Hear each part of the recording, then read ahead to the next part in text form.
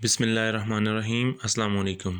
Dear students, I am your physics teacher Murid Hussain.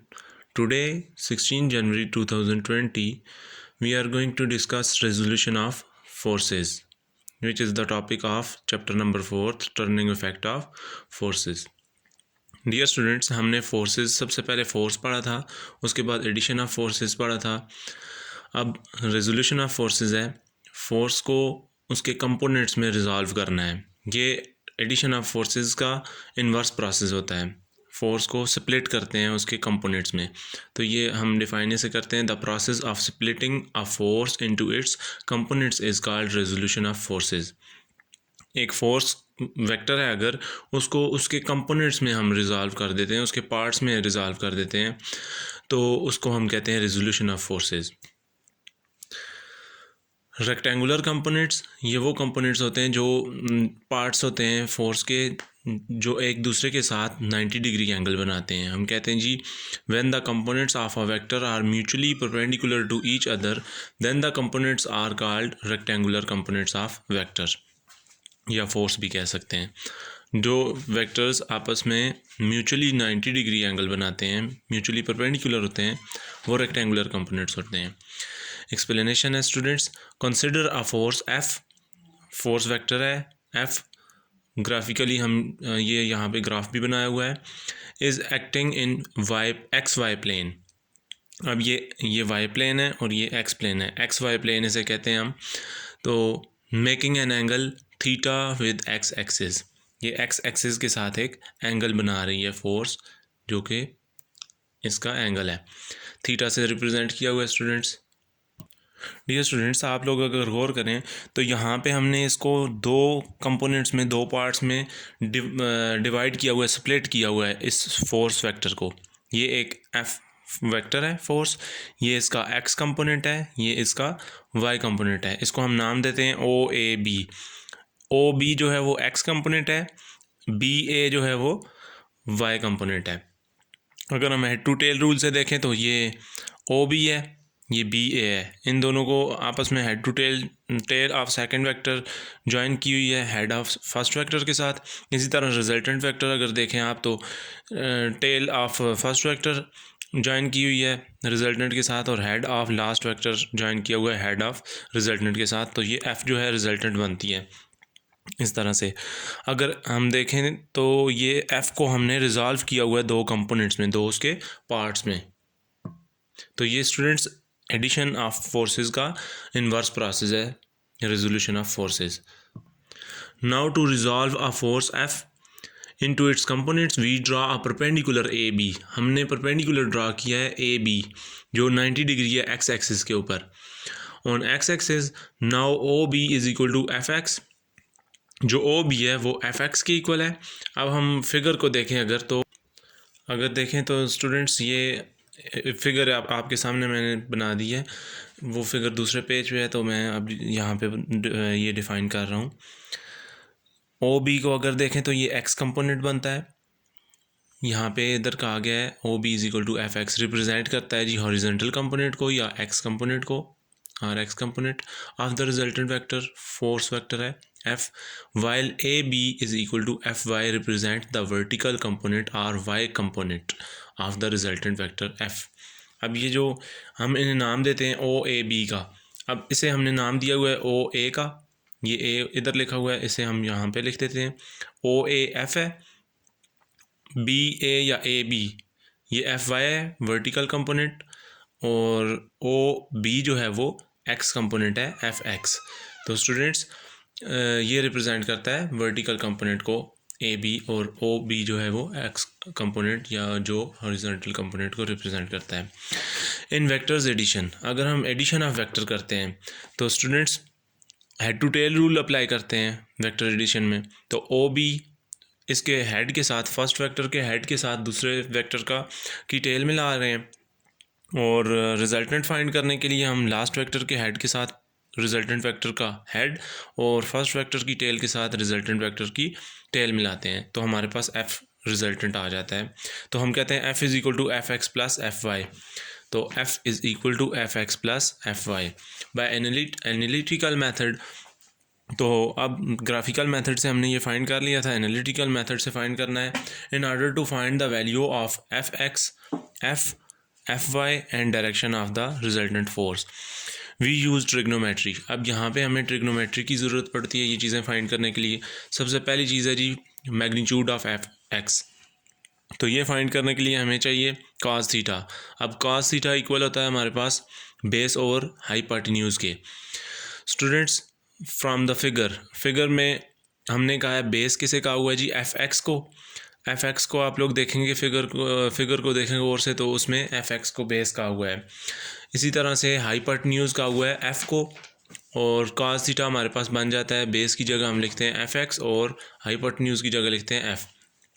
So implies that F X is equal to F cos theta. ये F इधर cos theta के साथ आके multiply हो जाता है, या multiplying both side by F, यहाँ से एफ कैंसिल आउट होके इस साइड आ जाता है, इधर डिवाइड हो रहा है वहाँ पे जाके मल्टीप्लाई हो जाएगा। तो एफ एक्स जो हॉरिजॉन्टल कंपोनेंट है उसका मैग्नीट्यूड आ गया है एफ कॉस थीटा। अब फिगर से आप लोगों को अगर बताऊँ तो स्टूडेंट्स राइट एंगल ट्रायंगल में स्टूडेंट्स तीन साइडें होती हैं। अब इसको हमने बेस का नाम दिया हुआ है एफ एक्स को, इसको हमने परपेंडिकुलर का नाम दिया हुआ है क्योंकि ये एंगल थीटा के बिल्कुल सामने वाली साइड है, और ये वाली साइड जो है ये 90 डिग्री एंगल के सामने है, जो कि सबसे बड़ा एंगल है 90 डिग्री। उसकी अपोजिट साइड सबसे बड़ी होगी, हाइपोटेन्यूज सबसे ग्रेटर साइड होती है। तो जो रिमेनिंग साइड है उसे बेस का नाम दिया हुआ है हमने। तो इन नामों की वजह से हमने आगे जाके यहाँ पे वैल्यू पुट की है cos theta equal to F X by F, और ये cos theta base by hypotenuse है, बेस को हमने कहा हुआ है एफ एक्स और हाइपोटेन्यूज को कहा हुआ है एफ। इस वजह से हमारे पास ये वैल्यूज आ जाती हैं। सो डियर स्टूडेंट्स, अब हमने फाइंड करना है मैग्नीट्यूड ऑफ एफ वाई। तो उसके लिए हमें साइन थीटा की ज़रूरत पड़ती है, ये भी ट्रिग्नोमेट्रिक रेशोज़ का एक पार्ट है। Sine theta, cos theta, tan theta, ये सारी ट्रिग्नोमेट्रिक रेशोज़ हैं। अब साइन थीटा इक्वल होता है परपेंडिकुलर डिवाइड बाय हाइपोटेन्यूज के, ये रेशो है perpendicular by hypotenuse. From the figure perpendicular हमारे पास एफ वाई के इक्वल है और हाइपोटेन्यूज एफ के इक्वल है, फिगर को अगर देखा जाए तो। अभी आपको बताया था मैंने sine theta is equal to F Y by F, values put की हैं परपेंडिकुलर की एफ वाई और हाइपोटेन्यूज की एफ। तो एफ यहाँ से मल्टीप्लाई हो जाएगा यहाँ पे आके, तो एफ वाई की वैल्यू आ जाएगी एफ साइन थीटा, एफ यहाँ पे डिवाइड हो रहा है यहाँ पे आके मल्टीप्लाई हो जाएगा। तो ये हमारे पास इक्वेशन 2 है, ये वर्टिकल कंपोनेंट की वैल्यू आ गई है। मैग्नीट्यूड ऑफ एफ फाइंड करना है dear students according to the Pythagoras theorem. अब पैथागोरस थ्योरम एक ऐसा थ्योरम है जो हमें राइट एंगल ट्रायंगल की साइड्स को बताता है कि हाइपोटेन्यूज का स्केयर अगर लिया जाए तो ये बेस के स्केयर के प्लस परपेंडिकुलर स्केयर, इन दोनों के सम के square of sum of base square and perpendicular square equal होता है हाइपोटेन्यूज के स्केयर के। तो वैल्यूज़ पुट करते हैं, तो हाइपोटेन्यूज हमारे पास एफ है जो ग्रेटर साइड है, रिजल्टेंट फोर्स जो है, और ये बेस एफ एक्स है और परपेंडिकुलर एफ वाई है फिगर में अगर देखें तो। अब स्टूडेंट्स हमने एफ़ की वैल्यू फाइंड करनी है, तो हम कहते हैं by taking square root on both sides. यहाँ पे स्क्वायर रूट लेते हैं, यहाँ से स्क्वायर रूट से कैंसिल होके एफ़ बन जाता है और यहाँ पे ये स्क्वायर रूट रह जाता है। अब स्टूडेंट्स एक्स स्क्वायर और एफ वाई स्क्वायर दो अलग से स्क्वायर हैं, इसे होल स्क्वायर नहीं ले सकते। A square plus B square is not equal to A plus B whole square, साथ में 2a भी आएगा तब होल स्क्वायर बनेगा। तो यहाँ पे हम होल स्क्वायर नहीं ले सकते, इस वजह से ये कैंसिल नहीं हो सकते, ये ऐसे ही रहेगी वैल्यू। ये मैग्नीट्यूड ऑफ फोर्स है। Direction of resultant force in triangle O A B, tan theta हमारे पास होता है जी परपेंडिकुलर डिवाइड बाय बेस। अब ये भी ट्रिग्नोमेट्रिक रेशो है, तो परपेंडिकुलर हमारे पास है जी एफ वाई के इक्वल, बेस हमारे पास है जी एफ एक्स के इक्वल। तो ये हमारे पास टेन थीटा बन जाएगा, परपेंडिकुलर की जगह एफ वाई लिखा और बेस की जगह एफ एक्स, तो tan theta equal to F Y by F X. तो डियर स्टूडेंट्स हमने फाइंड करनी थी डायरेक्शन ऑफ रिजल्टेंट फोर्स, तो theta is equal to tan inverse of F Y by F X. हमारे पास ये रिजल्टेंट आ गया है, थीटा रिजल्टेंट की जो डायरेक्शन है वो थीटा है, एंगल है। अब टेन इनवर्स, टेन यहाँ पे मल्टीप्लाई हो रहा था, यहाँ पे आके टेन इनवर्स बन गया, ये फंक्शन है इनवर्स, टेन इनवर्स। इसकी वैल्यू जब हम पुट करते हैं तो इसके हमारे पास एंगल आ जाता है। Trigonometric functions and it's values. अब स्टूडेंट्स आपके सामने एक ग्राफ के तौर पे मैंने यहाँ पे फिगर के तौर पे बनाया हुआ है, ये आपके बुक में नहीं है लेकिन आप लोगों को समझाने के लिए मैंने बनाया है। ये टेबल आपका बुक में है, ठीक है स्टूडेंट्स।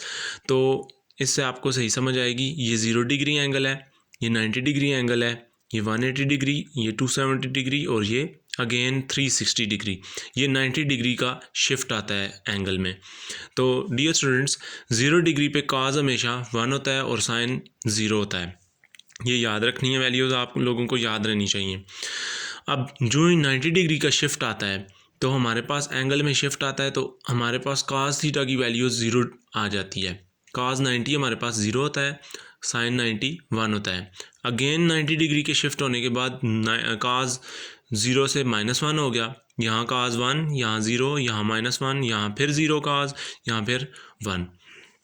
तो इसी तरह से साइन को देखें अगर, तो साइन यहाँ पे 1 हो गया 0 से, यहाँ पे आके 0 हो गया है 180 पे, अगेन यहाँ पे आके -1 हो गया, फिर 0। ये 1 से -1 तक वैल्यू इसकी जाती है। तो स्टूडेंट्स, ये तो थी रफ सी एक फिगर। अब टेबल समझाता हूँ आपको। 0 degree, 30 degree, 45 degree, 60 degree and 90 degree. ये वैल्यूज़ आप लोगों को साइन, कॉस और टेन थीटा की याद रहनी चाहिए, आप लोगों को ये पता होना चाहिए। 0 डिग्री पे साइन हमेशा 0 होता है, ये अभी आपको मैंने बताया। कॉस 1 होता है, टेन 0 होता है। साइन डिवाइडेड बाय कॉस करेंगे तो हमारे पास टेन की वैल्यू आ जाएगी। तो स्टूडेंट्स, 30 डिग्री पे हाफ होता है साइन, इसी तरह से कॉस जो है वो 60 पे हाफ होता है। अब साइन 45 पे और कॉस 45 पे दोनों की वैल्यूज़ सेम आती हैं, 1/√2। अब साइन 60 पे √3/2 है, कॉस 30 पे √3/2 है। ये दोनों आपस में वैल्यूज़ इक्वल हैं। ये कॉस 30 पे जो वैल्यू है वो साइन 60 पे है, और साइन 30 पे जो वैल्यू है वो कॉस 60 पे है। अब कॉस ऑफ 90 डिग्री 0 है। अब साइन बाय कॉस करें 1/0 तो इनफाइनाइट आता है हमारे पास रिज़ल्ट। √3/2 डिवाइडेड बाय 1/2 तो हमारे पास √3 रिज़ल्ट आ जाता है टेन का 60 पे। इसी तरह से इसको इस पे डिवाइड करते हैं, सेम वैल्यूज़ हैं, हमारे पास 1 आता है। 1/2 डिवाइडेड बाय √3/2 1/√3, 0/1 0। तो टेन की वैल्यू हमारे पास साइन बाय कॉस आती है। ये वैल्यू स्टूडेंट्स आपने याद रखनी है साइन और कॉस की। आज हमने टॉपिक पढ़ा है रेजोल्यूशन ऑफ फोर्स, जो कि फोर्स को कंपोनेंट्स ऑफ फोर्सेस में डिवाइड किया था हमने। कल हमने एडिशन ऑफ फोर्सेस किया था, ये उसका बिल्कुल इन्वर्स प्रोसेस है। तो स्टूडेंट्स, आपने ये प्रैक्टिस वर्क मुझे सेंड करना है। कल के लेक्चर में इंशाल्लाह हम नेक्स्ट टॉपिक पढ़ेंगे। तब तक के लिए अल्लाह हाफिज़।